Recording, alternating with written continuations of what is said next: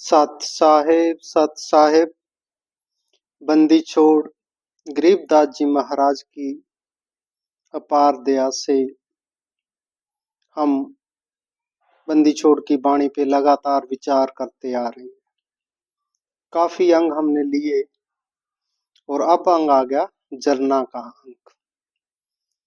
तो साखी ऐसे है कि एक समय बंदी छोड़ गरीबदास जी महाराज अपने शिष्यों में विराजमान है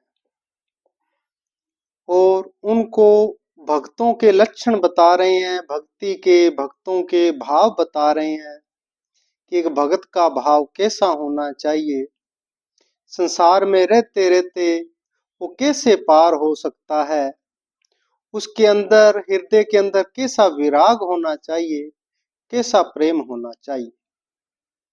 तो बंदी छोड़ ने उनको सर्वप्रथम भगवान श्री दत्तात्रेय का प्रसंग सुनाया, जिसमें दत्तात्रेय जी के 24 गुरुओं का बारे में बताया कि उन्होंने अलग अलग गुरुओं से क्या शिक्षा ग्रहण की। तो सबने हाथ जोड़ के महाराज से प्रणाम किया, अरदास करी कि हे बंदी छोड़, हमको और विस्तार से बताएं।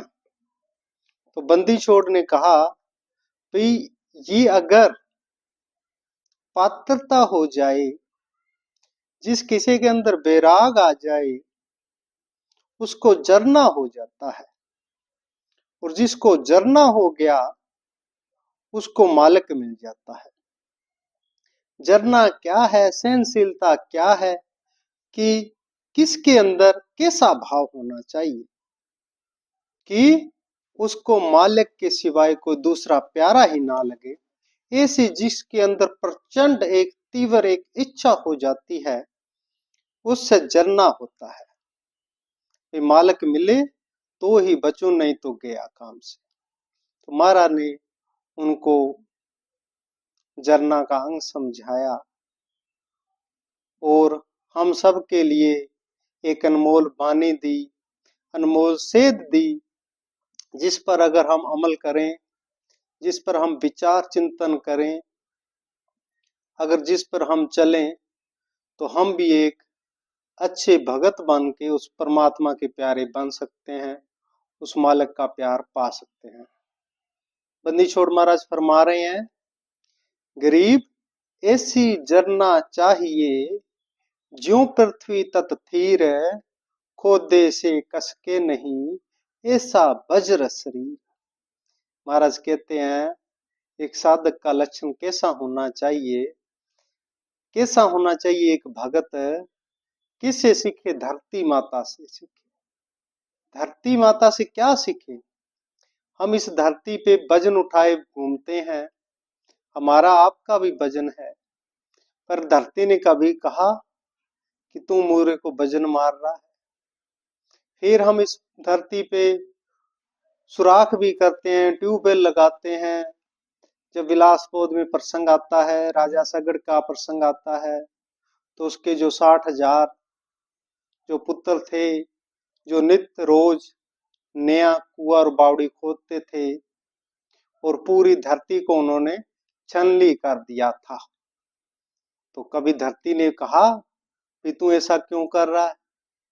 हम धरती में जो है गंदा पानी डालते हैं, हम धरती को पटते हैं, खनन करते हैं, हमने पहाड़ों के पहाड़ खत्म कर दिए अपने इस दुनियावी हवस के अंदर। हम अब तो फिर भी दूसरे सेफ्टी टैंक बन गए। पहले सीधी जैसे कोई टाइप पट्टी जाती थी तो उसके अंदर लेटरिन करते थे सारे, तो वो गंदगी भी हम धरती में डालते थे। महाराज कहते हैं, ज्यों पृथ्वी तत थीर, खोदे से कसके नहीं, ऐसा वज्र शरीर। उसका हृदय कितना विशाल है, कितना वज्र जैसा है कि उसके हृदय पर एक रिंच भी कभी कोई बात नहीं आती। हम खोद के कितना उस पे पृथ्वी को बर्बाद कर रहे हैं। अब तो ऐसे ऐसे एटम बम बन गए जो चलते हैं लड़ाई के मैदान में, तो ऊपर ऊपर की भूमि सारी खत्म हो जाती है। पर कभी कहा धरती ने भाई तू ऐसा क्यों करता है? तो महाराज कहते हैं ऐसे ही एक भगत को होना चाहिए। एक भगत के अंदर ऐसी जरना होनी चाहिए जैसे पृथ्वी के अंदर है। जे कोई बेभगत है जो संत समाज सत्संग में नहीं जाता, वो कुछ मर्जी बोल ले, कुछ मर्जी करे, उससे साइड होके निकल जाओ, उससे मत्था मत मारो। ये हमने धरती माता से सीखना है। फिर महाराज कहते हैं गरीब ऐसी जरना चाहिए जो अप तेज अनूप, नहावे धोवे थूक दे, तामस नहीं स्वरूप। अप तेज अनूप महाराज कहते हैं गरीब ऐसी जरना चाहिए जो पौन तत् परवान है, कुटिल वचन कोई कहो माने नहीं अमान। जैसे पृथ्वी को खोदते हैं, उस पे थूकते हैं, उसमें लेटरिंग भी करते हैं, उस पे मकान भी बनाते हैं, उस पे मंदिर भी बनाते हैं, पर पृथ्वी कभी नहीं कहती। ऐसे महाराज कहते हैं पौन तत्व परमान, जैसे हवा है, हवा के बिना तो जीवन भी नहीं हो सकता। अगर एक पल हवा बंद हो जाए तो सारा संसार एक पल में विनस जाए। महाराज कहते हैं कुटिल वचन कोई कहो माने नहीं अमान। इस हवा के अंदर कोई गंदगी हो, कोई बांस बदबू हो, चाहे जो है कोई गलत आवाज, गलत स्वा मतलब बोल दे, तो भी हवा ये थोड़ी कहती है तुम गंदा बोल रहा है, मैं तेरे शब्द को नहीं साथ करूंगी। शब्द उसको भी कुछ समय तक साथ में लेके जाती है और वो खत्म हो जाता है। हवा निर्मल की निर्मल। तो ऐसे महाराज कहते हैं कि अगर तेरे साथ कभी कोई असंगी मिल गया, कोई जिसको राम नाम का पता ही नहीं है वो मिल गया, तेरे साथ कुछ समय चले तो उसके साथ में चल ले, पर तू उससे निर्लेप रहे, तेरा उसके में भाव ना हो, तो उसके अंदर केद ना हो, क्योंकि तेरा ज्ञान जो है विशाल है। और अगर ऐसा तेरे को जरना हो गया तो सब में सम भाव हो गया, सम दृष्टि तेरे अंदर आ गई, तो तेरा जरना मजबूत हो जाएगा और तू मालक का प्यारा हो जाएगा। फिर महाराज कहते हैं गरीब ऐसी जरना चाहिए जो अग्नि तत्व में होए, जो कुछ पड़े सो सब जरे, बुरा ना पांचे कोई। अग्नि, अग्नि में जो कुछ भी जलता है पड़ता है, चाहे गंदगी हो, कूड़ा करकट हो, वो भी जल जाता है, चाहे लोहा है वो भी पिघल जाता है, उससे नए हथियार बन जाते हैं, चाहे सोना है अग्नि में वो भी पिघल जाते हैं, उसके आभूषण बन जाते हैं। और अगर कोई कचरा है तो वो जल के खत्म हो जाता है। तो अग्नि ये थोड़ी कहती है कि मैं तो सोने को पिघला के उसके आभूषण बनाने में मदद करूंगी, कचरे को नहीं जलाऊंगी। ऐसा नहीं हो सकता। अग्नि में तो जो समाएगा उसको वो जला देगी। महाराज कहते हैं जो कुछ पड़े सो सब जरे, बुरा ना बांचे कोई। वो अच्छा बुरा उसको कुछ नहीं समझती अग्नि, जो आ गया उसमें लग जाती है, जो उसका काम है जलाना वो जलाती है। इसी प्रकार एक इंसान को जो मर्जी काम मिल जाए दुनियावी संसार में, जो ड्यूटी है हर एक इंसान का कर्म बंधन है, उसके हिसाब से उसकी ड्यूटियां लगी हुई है। कोई पिता की ड्यूटी निभा रहा है, कोई पुत्र की निभा रहा है, कोई पति की निभा रहा है, कोई किसी नौकर की निभा रहा है, कोई किसी और कर्मचारी की निभा रहा है। तो ऐसी सबकी ड्यूटियां लगी है, और उन ड्यूटियों को करते करते, अपने फर्ज पूरे करते करते अपना जो परम ध्यान है वो उस मालिक में ही रखना है। ऐसी जरना होनी चाहिए। फिर महाराज कहते हैं गरीब ऐसी जरना चाहिए जो गगन तत् गलतान है, बुरा भला बांचे नहीं, तामे सकल मान। ये गगन सबको, आकाश सबको अपनी परिधि के अंदर ढके हुए। बुरे को ये थोड़ी है कि आसमान जो बुरा है उसके ऊपर से हट जाएगा, भाई मैं तो अच्छे अच्छे ऊपर रहूंगा, ये कभी नहीं हो सकता। इसके 70 साया में बुरे भी हैं और अच्छे भी हैं। महाराज कहती है तेरी भी ऐसी जरना होनी चाहिए, क्योंकि संसार में हमें भांति भांति के लोग मिलते हैं। जैसे हमारा तुलसीदास ने कहा ना, तुलसी इस संसार में भांत भांत के लोग, भांति भांति के लोग हैं। कोई सत्संगी है, कोई जिज्ञासु है, कोई मूर्ख है, कोई तर्कवादी है, कोई हिंसक है, कोई क्रोधी है, कितने प्रकार के हैं। पर तू सब में विचरता विचरता अपने बस उस झरना का लड़ पकड़ के रख, उस मालिक को ध्यान के रख, उस मालिक का चिंतन और मनन अपने मन में हर पल करता रहे, तो तेरा यहाँ पर भी कल्याण होगा और आगे भी कल्याण होगा। फिर महाराज कहते हैं, करीब ऐसी झरना चाहिए जो तरवर के तीर, काटे चीरे कष्ट को तो भी मन है थीर।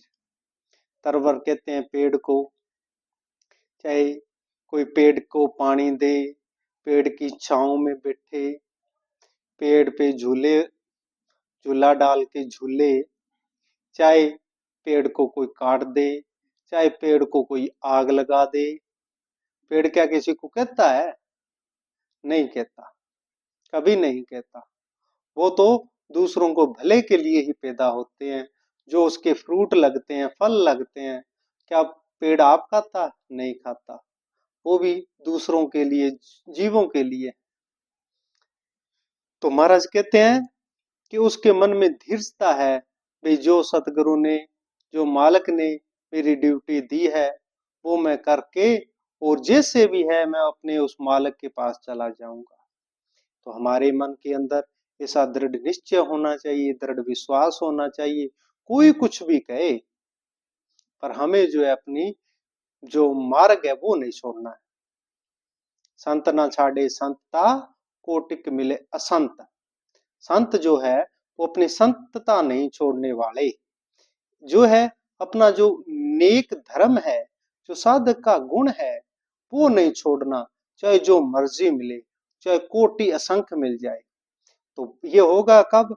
जब हृदय में दृढ़ पक्का निश्चय हुआ, पक्की धारणा हुई, पक्का झरना हुआ। जितना झरना मजबूत उतना साहिब नजदीक, और जितना झरना कमजोर उतना साहिब दूर। अब हम, ये तो हमारे हाथ में है कि हम किस लेवल पर पहुंचते हैं। फिर महाराज कहते हैं, गरीब वृक्ष नदी और साध जन, त्यों हो एक स्वभाव, जल नहावे फल वृक्ष दे, साध लखावे दाव। कि महाराज ने 3 उदाहरणें दी कि एक वृक्ष होता है, पेड़, एक नदी और एक साध। ये तीनों, वृक्ष, नदी और साध, इन तीनों ने इस संसार में जन्म क्यों लिया है? क्यों लिया भाई जन्म? इस संसार में भक्तों का, संत समाज ने, जो बाकी भक्त हैं, जो समाज है दुनियावी है, उनका उद्धार करने के लिए ही इन तीनों ने जन्म लिया है। जो पेड़ होते हैं उसके फल लगते हैं, वो छाया देता है, और आज के साइंटिस्ट कहते हैं कि पेड़ से ऑक्सीजन निकलती है, और ऑक्सीजन इंसान के लिए, श्वास लेने के लिए जरूरी है। ये ऑक्सीजन ना हो तो इंसान मर जाता है। तो ये कहाँ से मिलती है? जीवनदायिनी ऑक्सीजन कहाँ से मिलती है? पेड़ों से मिलती है, फल पेड़ों से मिलते हैं। हम जो भी सात्विक भोजन खाते हैं वो सभी पेड़ों से ही मिलता है। पेड़ छोटा भी हो सकता है और बड़ा भी हो सकता है। बूटा एक छोटा भी हो सकता है, एक बहुत विशाल भी हो सकता है। उसमें कोई अंतर नहीं है, गुण में कोई अंतर नहीं है तो सब जो जमीन से पैदा होते हैं, पेड़ पौधे हैं, उनसे ही हम भोजन खाते हैं। कितने लोग हैं जो नॉनवेज खा के अपना टाइम पास करते होंगे, पर असल जो भोजन है, जो सात्विक भोजन है, वो तो हमें जीवन जो देने लायक भोजन है, वो तो हमें पेड़ों से ही मिलता है। तो इसलिए ये पेड़ परोपकारी करने के लिए, हम पे उपकार करने के लिए संसार में पैदा होते हैं, हमारे को जीवन देते हैं। फिर दूसरी महाराज ने उदाहरण दी नदी। नदी, अगर पानी, इंसान, रोटी ना मिले ना इंसान को, तो 2, 4, 10, 20 दिन निकाल सकता है। पर अगर पानी एक दिन भी ना मिले तो ये इंसान जी नहीं सकता। तो महाराज ने कहा कि ये पानी, नदियां पानी देती है, जीवन देती है, और अगर हम पानी में ना नहाए ना तो हमारा शरीर जो है एक दिन में बदबू मारने लग जाता है। ये ऐसा है, इसको साफ कौन करता है, इस बदबू को कौन खत्म करता है? वो है पानी, जल। कहाँ से मिलता है? नदी से। अगर नदी ना हो, पानी ना हो, तो क्या इंसान, इस सृष्टि हो सकती है? नहीं। जो अब साइंटिस्ट कहते हैं मंगल ग्रह, बुध ग्रह का पता नहीं कौन कौन से ग्रह, कहते हैं वहां पे जीवन हो सकता है कि नहीं। वो कहते हैं पहले से देखो कि पानी की खोज करो, अगर वहां पे पानी है तो जीवन है, अगर पानी नहीं तो जीवन नहीं। तो ये कहाँ से आया? नदी से आया। और किस लिए आया? क्या नदी आप पानी पीती है? नहीं, ये इंसान को, इस सृष्टि को चलाने के लिए नदी की जरूरत है। फिर महाराज ने कहा ऐसे ही साध है, साध जो होते हैं, संत जो होते हैं, वो तो आप मुक्त होते हैं, आप मुक्त हैं, और दूसरों को एक सेध देने के लिए, एक रास्ता देने के लिए, उनकी 84 काटने के लिए उनके सामने उन जैसा बन के आते हैं कि कोई उनकी बात समझ ले तो उनका भी मोक्ष हो जाए। तो ये इन तीनों ने जो देहधारी है वो सिर्फ परस्वार्थ के कारण तीनन लिया अवतार। इन तीनों ने जो अवतार लिया है, देह धारण किया है, वो परस्वार्थ के कारण है। फिर महाराज कहते हैं ग्रीब ऐसी चरना चाहिए, ज्यों घन हर जल में सब ऊपर बरसता ना दिन द्वेष दे। फिर महाराज ने कहा बादलों से भी सीख लो ना, बादल सब पे बरसता है, क्या वो किसी का खेत छोड़ देता है? मैं इसके से खेत पे नहीं बरसूंगा, ये गंदा बंदा है, नहीं। तो वो तो चाहे कुर्डी है, चाहे खेत है, चाहे चंदन है, चाहे बांस है, चाहे एक सबसे नीची जो नीच व्यक्ति है उसका घर है, एक जो बहुत बड़ा साधुपन है उसकी मकान है, सब पे किराया बरसेगा। तो ऐसे ही महाराज कहते हैं तू भी संसार में ऐसा ही विचर, किसी से क्या लेना है, किसी से, महाराज कहते हैं राग द्वेष ना करना रे, ना तो किसी से राग कर, ना किसी से द्वेष कर, किसी से कुछ ना कर, तो अपने रास्ते पे चल, अपनी मगन में चल और विचरता रहे उस मालिक की रजा में, तो तेरा कल्याण होगा। फिर महाराज आगे लगभग 7 कड़ियां दे रहे हैं, तो उसमें क्या कह रहे हैं महाराज और आगे। तो सेवकों ने पूछा महाराज ऐसी कैसे हो सकता है, हमारे अंदर तो भाव आ जाता है।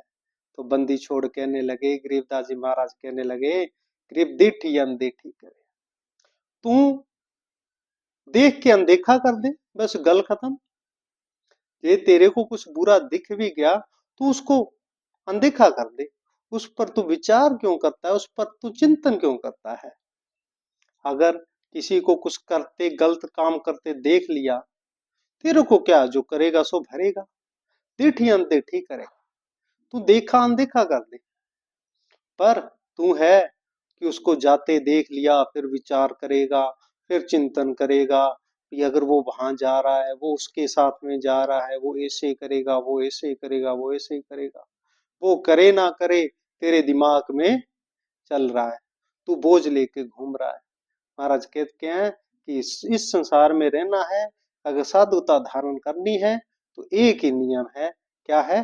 दिठी अनदिठी करे, देख को अनदेखा कर दे, बस तू अपने में मगन रहे, और जो है उसको देखा अनदेखा करता चल और चलता चल। महाराज कहेंगे दीठी अनदीठी करे, जिनके लियो में दाद संग से कदे ना बिछड़े खेले याद के उन्होंने दी तो मैं, महाराज कहते हैं कि उनको तो मैं सलाम करता हूँ, शाबाशी देता हूँ कि जिन्होंने देखी अनदेखी कर दी, देखा अनदेखा कर दिया, और अपने संग, संग किसका संग? संतों का संग, जो अंदर आत्मा का संग परमात्मा से जिसका हो गया, खेले याद है, उनका ही हो सकता है तो देखे को अनदेखा कर दे।